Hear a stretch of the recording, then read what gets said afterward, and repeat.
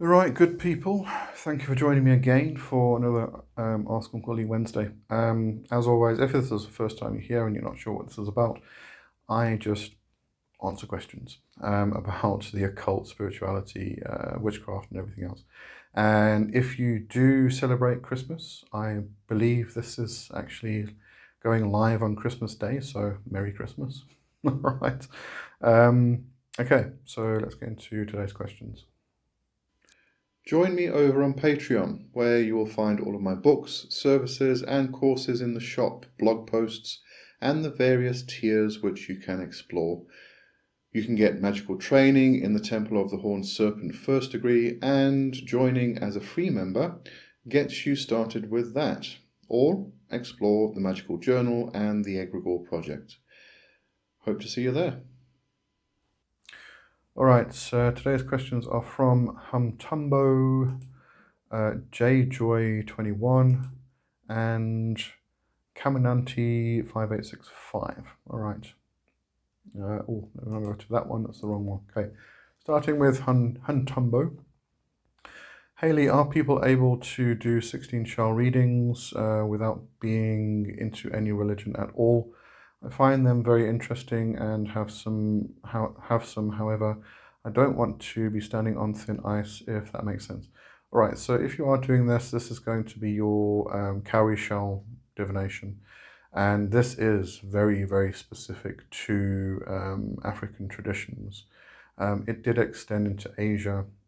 And it's said to extend into different regions such as Europe, but when you were talking about the extension of it into Europe, we're really talking about um, colonialization. The European people coming into Africa, taking slaves across or wherever, whatever they did, and taking their practices and traditions and using it for themselves. All right, so yeah, we're going to get into cultural appropriation here, which can become cultural appreciation. It depends on how you're actually approaching it.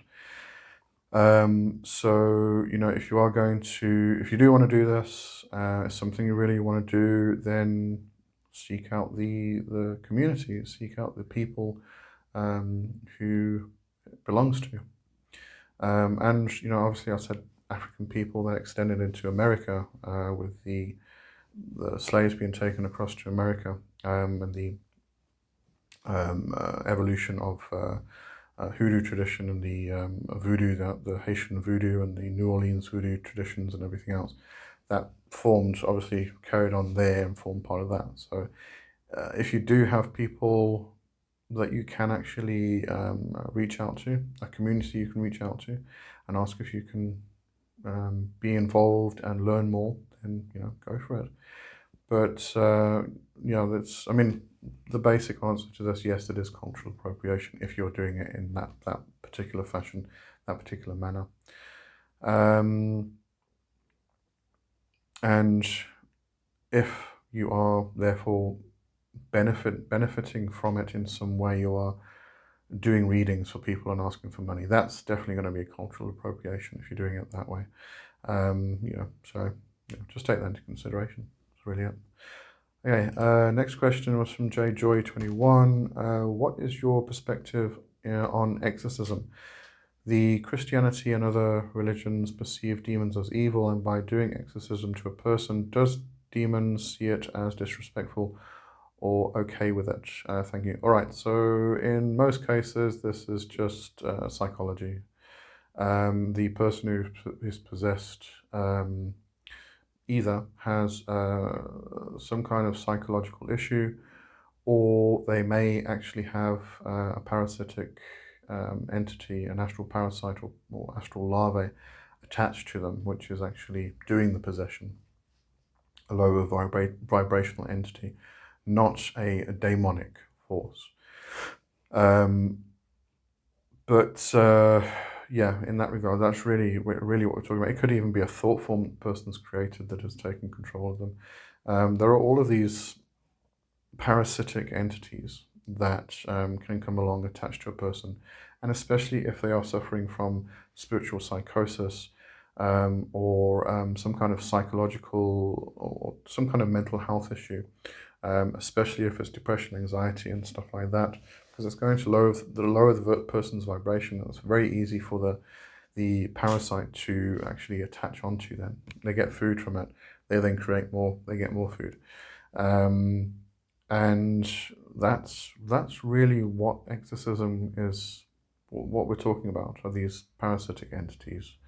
Obviously, we're going to get a lot of different varieties of possessions, which require exorcisms and things like that. But when we're talking about an exorcism, we are removing negative energies, and that's parasitic energies, astral parasites, astral larvae. But obviously they come along, and a lot of people call them imposter spirits, where they will say, "I am Baal," or "I am Asmodeus," or "I am Lucifer," or whatever it is. It's not. It's not the actual demonic force itself. It's these astral parasites, these imposter spirits, which are posing as these higher vibrational entities, which are what we call the demonic entities. I mean, if you consider Lucifer, Samael, that's the two that always come up when I think about this. But those specific entities are angelic beings. They're actually celestial beings. They're fallen angels, therefore they're actually considered to be chthonic, but they're angelic. They're not jinn or anything, or fey or anything like that. They're angelic, so that is a higher vibrational entity without a doubt. If we were to think in those terms, if you think of Leviathan's a primordial being. How would a primordial being actually possess somebody without then their consent? Why would they do that? What's the purpose of possessing somebody without their consent? I mean, there's no reason for it. There's no purpose behind it. There is possession which is consensual within ritual, within specific traditions and practices where you will want to be possessed. I mean, the obvious one here is to go and have a look at voodoo. It's part of their tradition, part of their rituals. I was asked the other day, actually, when it comes to voodoo practices, I mean, I can't really answer this myself. I'm not part of the voodoo tradition, but this is just my guess. Within voodoo practices, there are specific rituals which exorcise demons. Now, again, when we're using the term and using the language, specifically demon here, it's referring to a specific thing.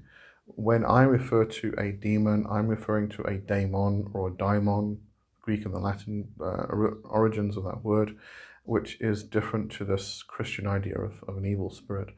But I could use the word demon with DEMON to refer to these astral parasitic entities, these negative forces, these low vibrational entities, these entities that are detrimental to our health. They attach to us to feed on negative energies, and they create more negative energy in order to have more food. Okay, so it's not things we want around us, not things we want to deal with. So those are, if we were to use the term demon and evil spirit and lesser spirit and smaller spirit and negative spirit, all of these terminologies, that's what I would be referring to, and that's what I think when in terms of within the voodoo practice, doing exorcisms of these demons, it's these astral larvae and parasites and imposter spirits, which are these negative entities. It's not the spirits that we're talking about: Lucifer, Samael, Belial, Leviathan, Satan, all of the Goetia spirits, Aim, Naberius, Marbas, etc., etc., etc. These are completely different to the astral parasites. So, yeah, when it comes to exorcism, to Christian religion doing exorcisms on people who are possessed, it's either mental illness, some kind of psychological problem, spiritual psychosis, connection or attachment to an astral parasite, something like that, but not what I'm actually referring to in regards to the demonic. All right. So, next and last question today from Carminanti5865. You had been working with a spirit for years, but you feel that there is no advances or the spirit is not working in your favor. How to say, well, I don't want to work more with you in a respectful and loving manner. Exactly that. Just say, I don't want to work with you anymore. Nothing disrespectful about that. It's just honest. And I think honesty is a very respectful thing. And you'll probably find that the spirit that you've been working with, you're not getting anything from them anymore, is because their task is complete. They've moved on. Quite often spirits come in and out of our lives, and it's to help us with a particular thing, or guide us in a particular direction, or teach us a particular thing. But when that's done, the spirit moves on. No kind of like, okay, I've done my job now, I'm going to be seeing you and have a nice life. It's just, job's done, move on, next. And there's no, again, this comes back to spirits don't have ego like we do. Kind of like expect this formal announcement type of thing. Not going to happen. Job's done, move on. Who's next in line to do the next thing type of thing. So if you are finding that you're not getting anything from the spirit, you're not getting any communication, you keep asking for stuff and nothing's happening, it's because the spirit's gone. That they have no place in your life at that particular time because their job's done and they've moved on.